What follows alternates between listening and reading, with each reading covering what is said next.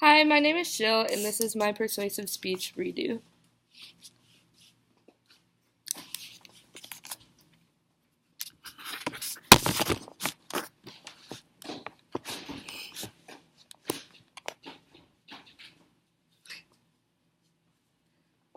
As I look at my audience, I see a few of you holding your phone, a couple of you have your laptops, and there are even some of you that have both in your laps.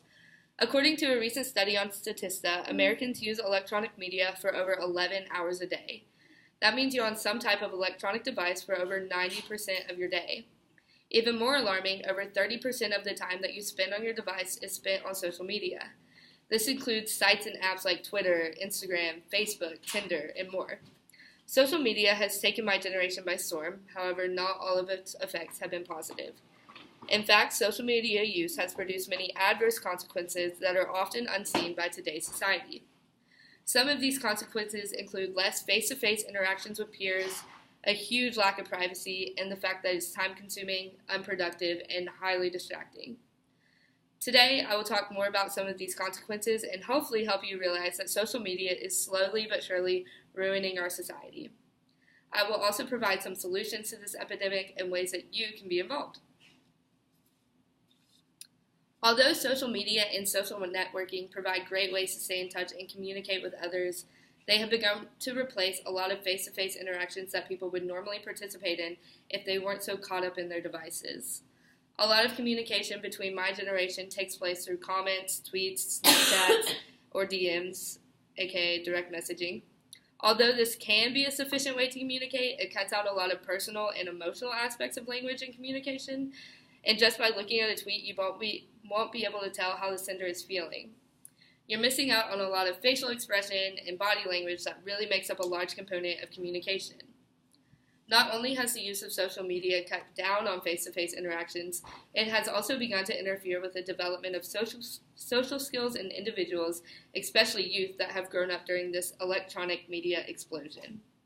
A recent study done by the psychology department at Connecticut College found evidence supporting that individuals who use technological communication more often and preferred it to face-to-face communication have poorer social skills.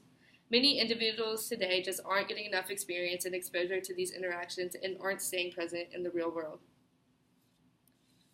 Another reason social media is infringing upon society has to deal with privacy. Every time you post, tweet, or Snapchat, you reveal a little bit more information about yourself demographically and personally. Privacy on social media is almost non-existent. Sure, there are many tools and security features that these platforms provide to keep you safe and protect your privacy. However, there's always a way to bypass them. On Facebook alone, someone can find out your name, what you look like, your interests, where you're employed, where you went to school, your education, etc. Just by simply friending someone, you're sharing a lot of information about yourself that you may not realize, which could lead to a dangerous situation. Getting back to the more general topic of privacy, a lot of individuals nowadays overshare on their social media and have personally lost their sense of privacy. A recent study done on teens and students showed that 88% of them agreed that people share too much information about themselves on social media, and they reported feeling almost too connected with their peers. When it comes to privacy on social media, there almost is none.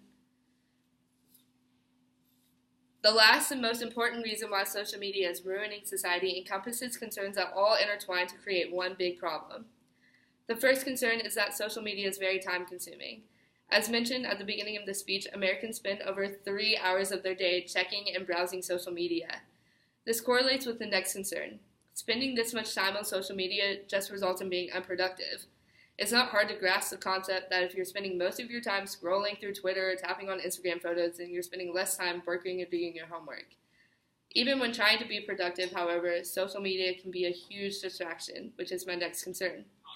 According to KCPB's Internet Trend Report, Americans check their phone over 150 times a day. That means you probably checked your phone at least 6 times in the past hour. Now imagine how big of an impact this could have when trying to study for a big final or writing a speech. Constantly checking your social media presents a huge problem because you're zoning into a mindless activity and taking your focus off of something way more important. This concept could even apply to situations such as texting and driving, which could have dangerous consequences. These concerns just mingle to create a constant cycle of inefficiency and unproductiveness, which heavily and negatively influence our society in the long run. In order to combat the damaging effects of social media on our society, there is a simple solution. All we need to do is cut down on social media use and become more involved in human connection. In order to create change in a society, change needs to start on an individual level. Simply by doing these things not only produces positive results for you, but also for our society as a whole. By limiting how much you check and use Facebook, Twitter, Instagram, Snapchat, you're addressing all of the problems that I previously stated. Taking the time you normally would use to tweet something at your friend and instead having a real conversation with them can help you develop stronger connections with your peers and communicate with people you actually care about. Also, by reducing your social media use, you are limiting what information you're sharing with others and increasing your level of privacy. This, in turn, also causes a need for more face-to-face interactions because if you want people to know things about you, then they need to ask. Finally, if you're spending less time on social media, then you have more time to spend on being productive. Personally, I know that if I would have used half the time I spent checking my phone on my speech, I probably would have finished hours or even days ago. I hope and strongly urge you to take all of these things into consideration and think about just how much time you spend on social media and how this can adversely affect our society. Thanks for listening.